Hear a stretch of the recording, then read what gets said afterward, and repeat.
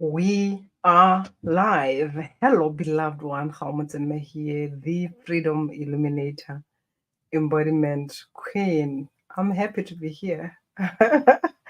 Let's liberate your inner intimacy into a sacred space of love and passion where you are seen, you are heard, and you are fulfilled, and you can offer exactly who you being.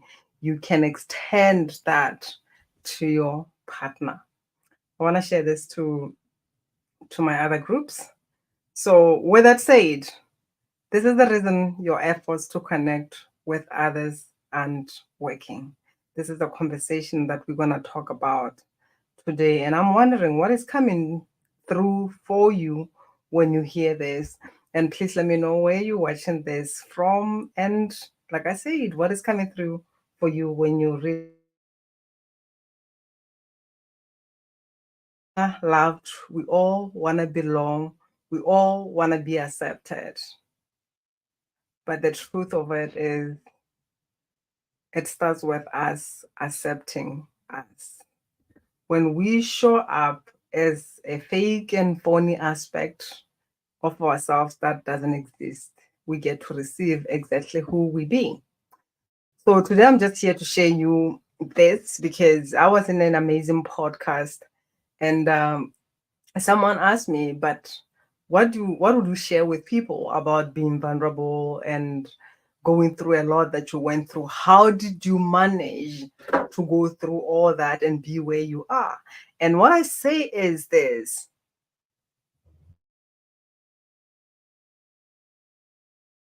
that is, I showed up in my wounded, raw authenticity. And as much as there is two versions here, there are people who show up in their woundedness and they just embrace that as this is who I am, which often limits their growth. It limits their healing. It limits their expansion because they're holding into that as an identity. They're making love with the wounded authenticity. This is who I am. This is who I've been. And when I talk about authenticity, it evolves as we evolve. And what came through, actually, what led to me even being here, sharing this with you, is in the time when I was raw, I was showing up in my woundedness. I was not wearing a mask of I am strong because life dissolved all of that. I always say this, that life happens for us. It destroys or dissolves who we thought we were so that the true being can emerge. And that is not going to happen if you are busy making love and thinking that who you have always been has to remain just the same, right? So, in my showing up in my wounded authenticity, it was uncomfortable. I didn't want to be there. And I had a blessing of being welcomed, being received by a divine Mother Ocean. And she said, how where you are meant to go, the work that you are meant to do cannot be born if you are busy denying who you are. Mm. I want you to just listen to that. Where you are meant to go, who you are meant to be, cannot happen if you are busy denying who you are. And at that moment, what was I denying? I was denying the pain, the uncomfortable emotion, the anger. This is what I learned. It was not okay for a girl child to be angry. And as a woman who felt that life was not fair, I still felt that, but I could not process that. I had to wear a mask of positivity. And what Mother Ocean said is, are you willing to see who you are? And she gave me an example with her. She said, you want to be loved so much that you are not showing the world who you are. And I want you to listen to this. Are you showing up as your true, authentic being? Because whether you are broken, whether you are wounded, the help might come through from that. And it starts with actually you, despite other people telling you what is happening, it starts with you just embracing that I'm here, I'm hurting, I'm wounded. But the question is, what's going to happen? What is the action that you're going to take for you to heal that? Because you can wear that as a crown and that wound will wear you as a crown.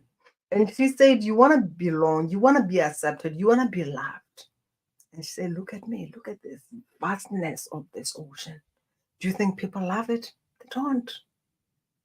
They just love being on the surface, wearing their bikinis, looking good, but they don't even get to connect with the ocean, with the depth of it. So at times when you're holding into being loved, you're just showing the surface. You are hanging around with people who just like to see your smile. They're afraid of your realness. They're afraid, actually, at times they're afraid of that. At times they do not even have the capacity to hold space for you. And part of you is angry that when you're going through something, no one holds space for you. And the truth of it is, if you showing up as a version of yourself that doesn't exist, a self perception that does not exist, you're going to attract people who are also being inauthentic, or they may not even have the capacity to hold space for your vastness. But when you receive who you are, when you embrace your magnificence, you can now align and attract the people who have the capacity to hold space for your greatness, to hold space for your magnificence, and even the realness that is uncomfortable. Because she said, first thing, it was my gift that was calling me to say, when you embrace your darkness, when you embrace your shadows and shine the light on them, then you're going to deepen the gift that you are meant to give birth to. You're going to receive the codes that are here to be born, to be expressed by you. So when you refuse to embrace whatever that is happening in your life, you are also resenting the gift that that wound has for you. Did you get that? When you resist the pain, the problem, you are also refusing the treasure that lies in the shadow that you're afraid of going to or looking at, embracing, accepting. That is what you want to push to other people. And everybody's like, oh no. And you feel like something is wrong with you. Nothing is wrong with you. Or maybe something is wrong with you because you are not willing to embrace yourself. And Mother Ocean said, when I am embracing all of me, when it's stormy, nothing stands on my way. She is life. She is also very destructive. And she said it doesn't change who I am. So some of you are afraid of embracing all your emotions, of expressing. I'm not saying go and puke in other people, because at times when people hear the question, are you sharing your truth? People will be like, yeah, I'm gonna tell them who I am and all that. I mean your truth, because your truth is love, your truth is growth, your truth is nurturing. When you are feeling something like, I'm gonna tell them the truth, no, you are reacting to something that they may have said and you do not like it. That's not your truth. Your truth lies within you. And it's often in that still waters. It's like calm, it's subtle, it's nurturing, it's expansive, it's loving. It's not of you reacting to what they said, what they did, because then you are showing up from that woundedness.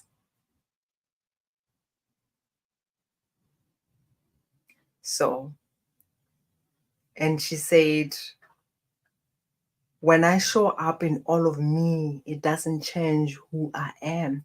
So when you embrace all that you are, it doesn't change who you are.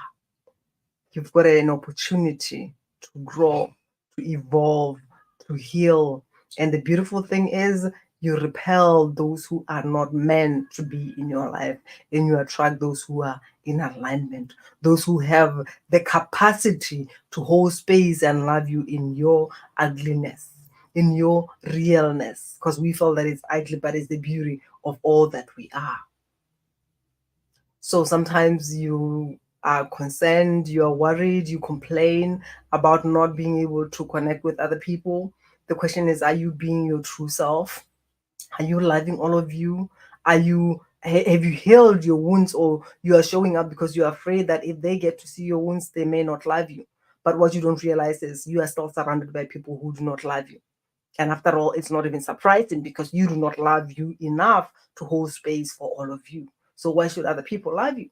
Because the truth of it is people show up for us, commit to us, love us at the level that we love ourselves. So for you to deepen that connection, it starts with you deepening that within you. When I say liberate your inner intimacy into a sacred space of love and passion, it starts with you knowing that's who you are. What is the shadow all that you're afraid of is what you were taught. It's not even who you are. So when you release the fear and just allow yourself to go in there and see what is there, which often is not easy for you to do it when you're doing it by yourself. Because if at all you had the capacity, you would have done it, right?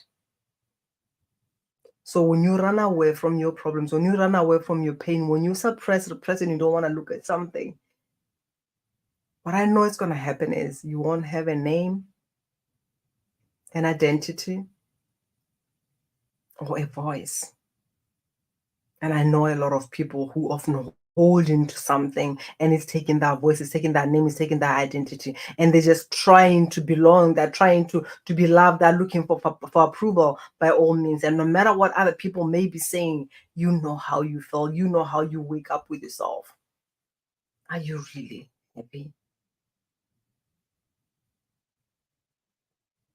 Or you just holding into something that esteems you in the society? But when it comes to you, you feel that slow death, you are dying slowly. I just wanted to show up here today and ask you that. And know that the reason your effort to connect with others aren't working is because you are not showing up as the magical, authentical being that you are. What are you running away from? What are you hiding? Would you rather show who you are so that you can know who can receive all of you? And I still remember there was a moment where I shared something with somebody. I needed someone to listen to me. I was going through something and I needed somebody to listen to me. So I shared something with this amazing woman and she said, oh, let me call you back. And that's it. She was gone. And I was, and from that, I was like, whew, that was too much for her, right? But it felt like every time she had something, I would hold space for her. She would leave my space feeling better. But just the small thing, she couldn't hold space for me. And that was like something that was saying, hey, look for your people. She is here. It's not like she's not my person, but she does not have the capacity of my realness. So she is running away from that. She just wants to receive, but she don't know how to give. She doesn't have the capacity to even receive my pain. It's overwhelming to her. And often when we show up where we are, whether it's our problem that is overwhelming people, you realize that not only that, even the celebration. And I believe you know that people who, when you are happy, something is happening, it's kind of like you have to hold back. And at times it's even with your with your spouse, it could be with your partner, where you can't celebrate fully. You can't share something that is expansive for you fully. I've been through that. Where when something is happening, it's kind of like, yeah, you know, but it's that the relationship that you really get to be in if you can't even be yourself. I'll leave you with that. So I have a wonderful, magical, and orgasmic weekend. Much love. And if you feel called to have a deeper conversation, there is someone who is watching. And what I'm feeling is kind of like the heaviness on the neck. It's more like an attachment, actually, if you ask me, on the neck. So this thing is somehow interfering with you moving forward. It's kind of like you're carrying a baggage, and you may be aware of the pain that is on your neck on the left side. That's the energy that is coming through. So much love. Bye bye.